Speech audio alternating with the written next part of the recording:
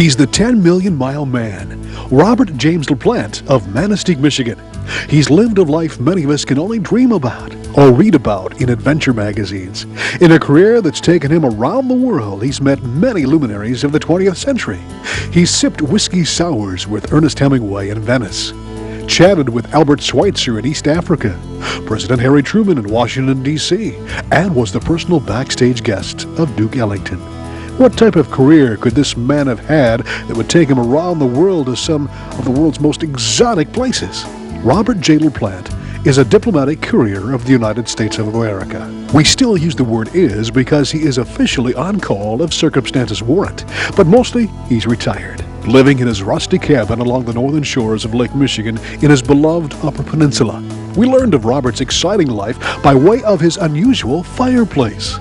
Receiving an interesting note from a viewer that told of Robert's fireplace that is constructed from material collected from around the world. As a matter of fact, there's a place where one can place one's hand and touch all continents of the world at one time.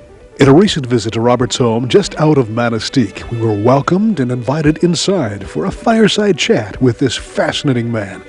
With artifacts and mementos from his world travels surrounding us on the walls and on the shelves, Robert began our visit with an explanation of just what entailed in the job description of Diplomatic Courier of the United States of America.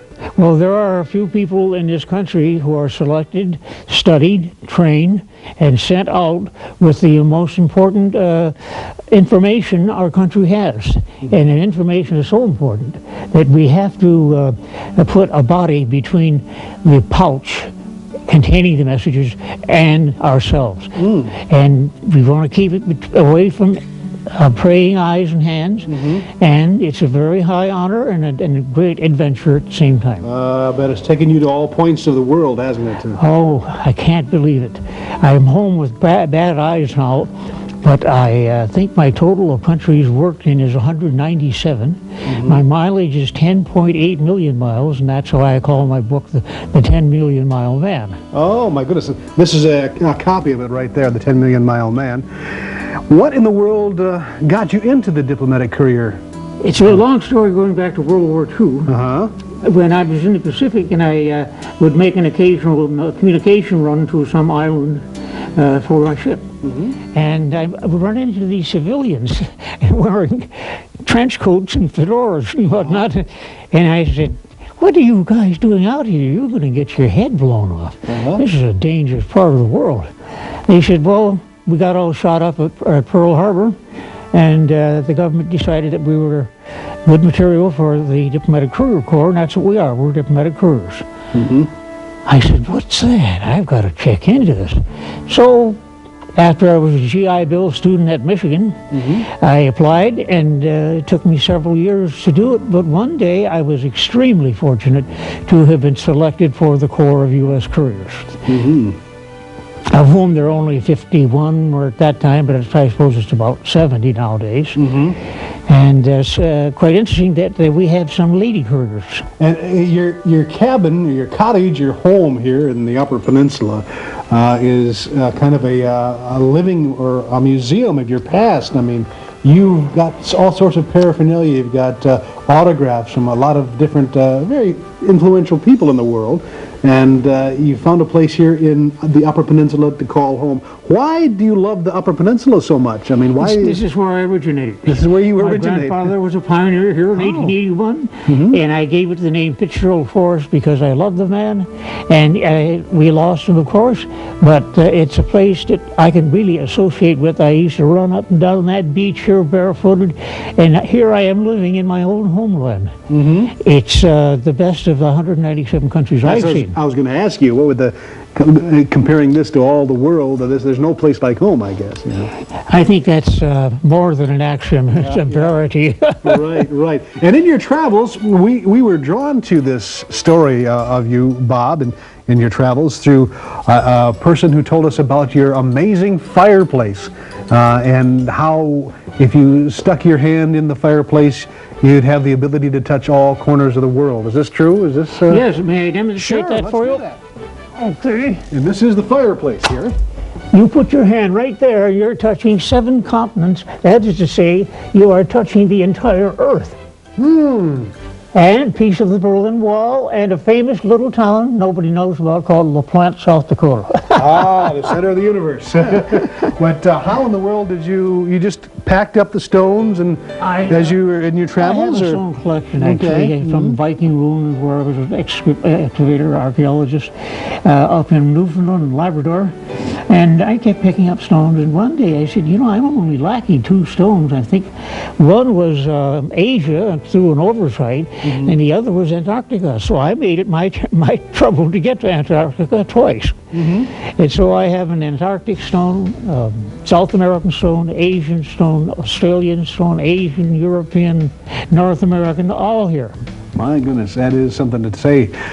Through all your travels throughout the world, is there any stories, I'm sure there are, that are your favorite to tell, perhaps, of your journeys, as far as something that sticks in your mind as a highlight in your life? It's in my book, and it's called Near Death Over a Greenland Abyss. And it's so scary that I can't read it anymore. I get goose pimples. I don't even like to discuss it, but I will with you. I was that far from falling 3,000 feet to certain death. Really? And you knew it. The Eskimos said, if you had gone over the edge, nothing would ever see you again except the white-tailed eagle.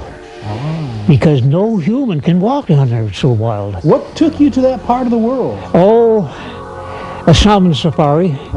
And I have a fish in my den from that ecaloop, we call them, it's Greenland salmon. So as far as beauty and countries, as far as beauty, what would you say is one of the most picturesque that sticks in your mind? Is the Upper Peninsula of Michigan. Yeah.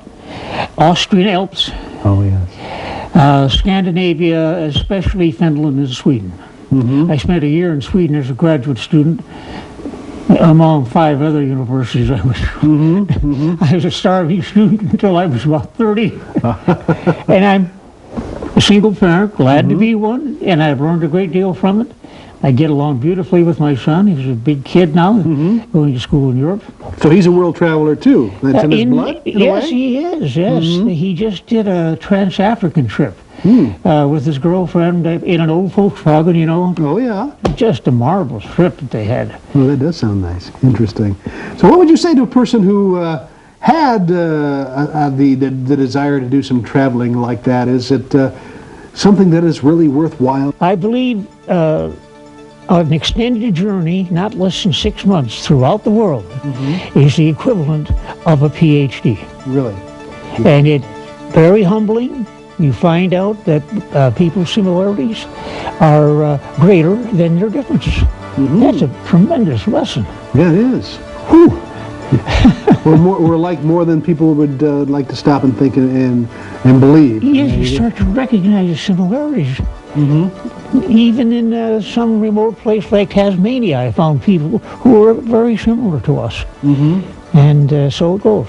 And so it went with us that afternoon along the shores of Lake Michigan as Bob related story after story that he's documented in his new book, The 10 Million Mile Man. The Journeys of a US Diplomatic Courier is a spellbinding account of Bob's journey via horse cart to jet airliner, traversing many time zones and adjusting to the varied cultures that he encountered. It was quite overwhelming to talk one-on-one with a man whose life's journey most assuredly has affected millions of people in one way or another.